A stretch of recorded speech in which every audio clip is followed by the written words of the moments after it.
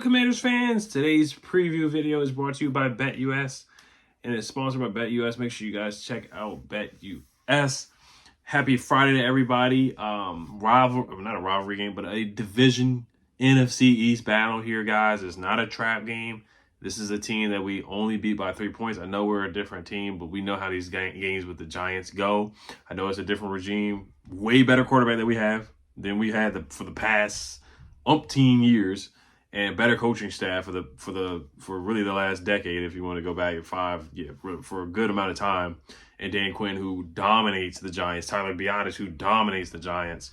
So it's a different team, but I get it. You know, we've lost to Tommy DeVito. Daniel Jones plays really good football against us for whatever reason. So we can't take them lightly. I'm not gonna say we're just gonna go in there and just, skunk them in their own house and dog walk them and all that. So we have to really, really go in there. And we're off an emotional high last week with the Hail Mary. We really are. So we have to come in there, take care of business, put foot on necks and all that. But I'll get to that. Let's get to the injury report real quick. Captain, storylines, different things like that. So Noah Brown is a captain. Congrats to him after catching that Hail Mary catch. That was off the Hail Mary pass. That was awesome by Noah Brown. John Bates is a captain after doing the truck stick to the Bears last week, where he had that catch and he truck stick somebody. And then Quan Martin, who's had a solid season so far, is a captain as well. Looking at the injury report, so storylines is Brian Daboll.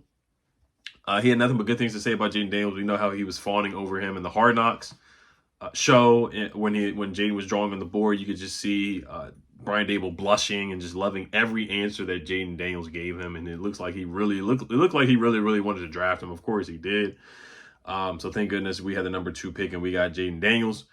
Other storylines is Deonte Banks got benched last week, but he will be playing, and Tyrone Tracy is going to be playing. Man, he's coming back from concussion, which is really, really rare to see somebody get concussed and come right back, because you see our guys, Brandon Coleman missed a game, also Eckler missed a game. And I know everybody's concussion is different, but he's going to be playing, man. He's going to be playing on Sunday. He's a really good player, so we're going to have to really game plan for him for sure. Devin Singletary is a solid player. The Giants have not won a home game at all this year. They've been awful. Daniel Jones has not scored. They only have 1 touchdown at home this year. They played about 4 home games, and that's really awful.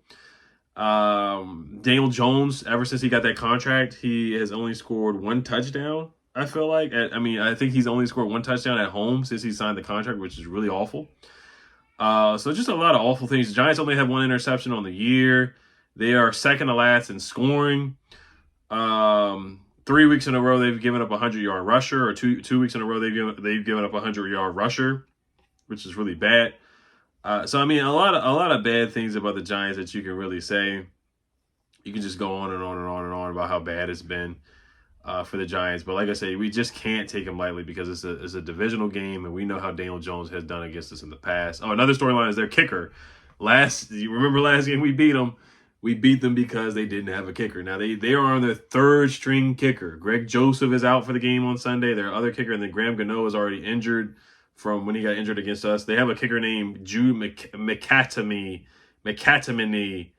He's going to be playing. And, of course, you know, you got Jayden Daniels versus Malik Neighbors. They have that undercover wager, that undercover bet that they had to take a class, because they said out loud that they had a bet. But, you know, they're probably doing it under the table. But it is what it is on that. And Jayden Daniels is clearly the Offensive Rookie of the Year. And Malik Neighbors is probably he's probably top 5 offensive rookie in the Offensive Rookie of the Year running for sure. He's had a couple good games. I remember the game against us, of course, he dominated. He had 10, 11 catches. That was just insane. And he's the big reason why they lost that game, because he had that drop and they didn't have a kicker. So, but let's get to the injury report here real quick. So B-Rob is questionable, man. That is somewhat of a concern, man. We need him, because he had 100-something yards. He had 120 yards on the ground against the Giants, man. He dominated. He had a big game against the Giants. He did everything but score a touchdown, and that's what we got to do this week. We can't just keep getting these big runs and getting tackled on the 20-yard line. We got to finish drives, guys. We got to finish drives. We keep making these big plays and getting shoestring tackled on the 10-yard line, the 5-yard line. So we really got to finish drives this time. We really got to finish drives this game. Clelin Ferrell, he's going to participate. He's going to play. Clelin Ferrell was limited. He's going to play. Cornelius Lucas is out. We're not surprised about that. Brian Robinson, questionable. Frankie Lou was going to play, which is good news. Tyler Biotic, full participant. He's going to play. Jaden Daniels was a full participant, which is really good news. He's going to play. Terry McLaurin, ankle injury, full participant. He's going to play. And now the Giants side, like I said, Tyrone Tracy was the biggest name. He's going to play. Even the Giants punter is on the injury report. He's out. Their kicker is out. Wide receiver Bryce Ford Wheaton is doubtful. And Andrew Thomas is done for the year. And then Kayvon Thibodeau is on injury reserve. So those are two big players for them that are not going to be playing. Andrew Thomas out for the season. And then Kayvon Thibodeau is on injury reserve. So that's two major pieces for them that are missing. So they are pretty banged up. Like they got Greg Stroman who was on the Skins. He's getting big snaps for them. So they are banged up in their secondary too. So definitely keep an eye on that. But let's get to the keys to victory, guys. It's not going to be many keys because we played them before, and this is a simple game plan, honestly, to beat these guys. I mean, they're 2-6 for a reason. They're 2-6 for a reason, so it's not many keys. I think this is a simple game plan. Keep it simple. But before I do that, I want to get to BetUS. Make sure you guys check out BetUS. First-time users, you get 150% deposit bonus up to $2,000 on your first deposit. So you get a 150% deposit match up to $2,000 using promo code YouTube150. And then also on your second and third deposit, you get a 125% bonus match up to $2,000 for your second and third time depositing with BetUS. So let's get to play of the day. For me, is going to be Terry McLaurin over 4.5 receptions against the Giants. It's at -159 on BetUS, so it's very juiced. But I pulled up Terry McLaurin, his stats against the Giants, and last game he had 6 catches for 22 yards, not 222 yards. He had 6 catches for 22 yards. And then last year he had 5 catches for 43 yards in the second game. And then October 22nd he had 6 catches for 90 yards in New York. And then 2022, when we lost at home on Sunday Night Football, he had 6 catches for 70 yards. And then the game we tied in 2022, he had 8 catches for 105 yards. So the last 5 the last 5 games he's played against the Giants. Oh, I'm sorry. 5. The last 5 games he's played against the Giants, he's gotten over 4.5 receptions. 6, 7, 8, 9, 10. So 9 out of 10 times he's played against the Giants, he's gotten over 4.5 receptions. So you look at the research there, I think that's a lock. I don't think Deonte Banks is going to be able to check him. It's going to be fireworks, them going back and forth. We know Deonte Banks wanted to get drafted by the Commanders. But take the over on Terry McLaurin, 4.5 receptions on BetUS is about -169. So that's what I'm going to do with BetUS each week. I'm just going to do a play of the day. That's what I'm going to do, one pick, one play, instead of giving you guys like 6 or 7 picks for the game. So that's going to be my play on BetUS. You can look at his receiving yards at 63. I would take that too, honestly. I would definitely take that. I think Terry and Jaden have really good chemistry right now, and nobody can check Terry. All right, let's get the keys to victory here. So let's start with the offense. Here, we're going to keep it simple. Establish the run game. The Giants are 27th in rush yards allowed and 32nd in yards per carry allowed, which is awful. They're dead last in yards per carry. They just gave up 100 yards to Najee Harris on Monday Night Football. They gave up 100 yards to Saquon Barkley. Saquon Barkley sat down for the majority of the fourth quarter. He really could have got maybe even 180 to 200 yards on the ground that game. I know it was a revenge game, but still, they just can't stop the run. They really struggle. Brian Robinson, last time we played him, he had 120 yards on the ground. They just can't stop the run. Let's mix in Eckler, too, to give B-Rob a little bit of a break. McNichols, give him some carries because he's more of a physical back, I feel like, than Eckler. Eckler's more of a home run guy.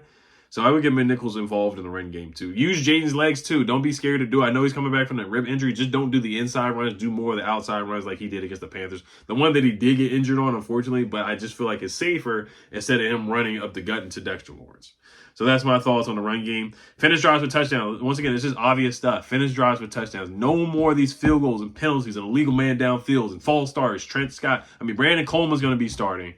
But is it going to be like a rotational piece like they've been doing with Brandon Coleman and Cornelius? If I was the coach, I would just let Brandon Coleman play the majority of the snaps and play 100% of the snaps. But no false starts in the red zone, no illegal man downfields. I don't think it's really going to be a hostile environment. I don't know if it's going to be loud, to the crowd noise to the point where they're going to be calls on a false start and whatnot. We were at home doing false starts and illegal man downfields. So we just got to cut that out, guys, and finish drives. If we finish drives, we should definitely handle this game and win by double digits, in my opinion. But, we'll see what happens in the red zone. Get Terry the football. I already talked about that. What he does to the Giants, he always gets a bunch of receptions. Get him the football. Get him involved early and often. I don't think Deonte Banks can guard him. Greg Stroman's going to be out there too. So get Terry McLaurin the football. And they got to catch the ball. Olamide Noah's had some drops recently. Olamide recently has had some drops. Zach Ertz, a drop in the end zone. It was a tough catch. I mean, you could argue it was a catch. They challenged it, but they didn't accept the challenge. And then Austin Eckler had a drop in the red zone too. Guys got to help Jaden out, man. Jaden's throwing the ball. He's throwing it accurately. He's getting you guys the football. You got to catch the football. Tyler Biadasz versus Dexter Lawrence. He's got to win that matchup. I mean, he allowed 0 sacks to Dexter Lawrence last game. He's dominated Dexter Lawrence with the Cowboys. Keep it up, Tyler. Keep it up. Tyler Bad A. Keep it up. Brandon Coleman, Trent Scott, I talked about that earlier, against Brian Burns, Dexter Lawrence, guys like that. We got to contain them. The Giants lead the league in sacks. That's one thing they do really well. Azeez Ojulari is a good pass rusher. Brian Burns is a good pass rusher. Dexter Lawrence is a good pass rusher in the interior. We really, really have to contain those guys. So that's really about it. 4th down, what do we do on 4th downs? Are we going to be aggressive? If it's 4th and 3 in their territory and we're on their 25, are we going to kick the field goal or just go for the jugular and go for the kill? I think this game we may want to put them to bed because I feel like if you put them to bed earlier, the crowd will turn on Daniel Jones. They'll start booing him.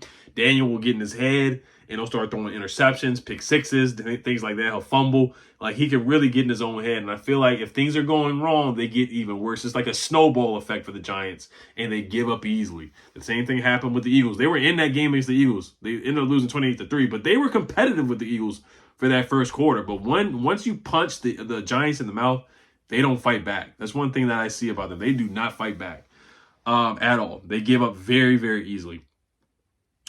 Let's move on to the defense. Defensive keys here. Slow down Tyrone Tracy and Devin Singletary. Either one of those guys, we got to slow them down. If they get going, it's going to be a tough day. And that helps Daniel Jones out. The run game really helped Daniel Jones out in that first game because Devin Singletary played well. He had 97 yards on the ground. Obviously don't turn the football over on the offensive side of the ball. Pressure Daniel Jones. Get to him. Get some pressure on him. They got some backups in there. They got the backup for Andrew Thomas in. They benched Evan Neal. They struggled against the Steelers. The Steelers have a really good pass rush, but still, I feel like we can definitely get pressure with Dante Fowler, Frankie Louvu, Bobby Wagner. Who else? Cleveland Farrell getting in the mix. Jalen Holmes.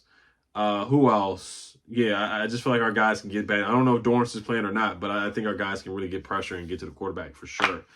And get to Daniel Jones and contain him. He likes to run. We know this, guys. He's a mobile quarterback. We've seen him run on us before in the past. We've seen him run. He has like one of the most, I think he has the most rush attempts in the league. He's top 5 in rush attempts as a quarterback in the quarterback category. So he does take off and run. Force a turnover. Ball is life. We got to keep taking the ball away. We took the ball away against the Bears. We forced that fumble on the silly goal line play. That was a turnover we forced, and we forced a turnover on downs. We got a pick 6 on Carolina. We got 2 picks against Andy Dalton. We got a fumble against the Cardinals. We got a fumble forced against the Browns. We got a pick against the Baltimore Ravens. So we're starting to pick up the turnovers. So let's just keep it going with the turnovers and ball is life. Take the ball away from Daniel Jones. Take the ball away from Tyrone Tracy or whoever. Bracket Malik Neighbors. Okay, do not put Emmanuel Forbes on Malik Neighbors if he does play. Ben St. Juste is an okay matchup, and we just don't have a corner to match up with any wide receiver one. But please don't let this man get 10 to 15 catches again or double-digit catches. We just can't allow that to happen. I know Wan'Dale's good and Slayton are good receivers, but let's contain Malik Neighbors. You're going to have to double him, bracket him, whatever. That is just what you're going to have to do defensively. Keep up the secondary communication. We've done a great job with that. Tackle. Keep it up. We've been tackling a lot better. And that's really it for the defense for me. Force return is going to be huge and getting pressure on Daniel Jones. Make him uncomfortable. Like I said, if you punch him in the mouth, he will not fight back. He will give up. He really will. Special teams, Austin Cyborg, make your kicks. He's been doing a great job of that. Olamide, do not fumble the punt returns. Do not muff punt returns. He did fumble last week, so he's got to be better in that aspect, but he's been a solid punt returner for the most part. And then Dan Quinn and the coaching staff, clock management, when to take a timeout, when not to, 2-minute warning, challenge flag, stuff like that. When to go on 4th downs, analytical football. That's what I'm looking for from this coaching staff and the booth as well. So, all right, guys, like I said, keep it simple. Simple game plan. Don't make this complex. Finish drives. Jaden, keep your eyes up when you run, as always, what he's been doing, and keep doing what we're doing. Keep the offensive rookie of the year pace going, and potentially MVP race. Keep our eyes on the prize and finish this game in New York and take over their stadium for sure. I have us winning 23-17. I think it's going to be a little bit closer than what people think. I think it's going to be 23-17. I think it's 23-10 at one point, and then the Giants score. They try to do an onside kick with about 2 minutes left, or not 2 minutes left, probably like 1:30 left, and we recover the onside kick and we do victory formation and finish the game. So those are my thoughts. You guys let me know what you guys think as always. Health Commanders. Make sure you guys check out BetUS. Health Commanders. Peace.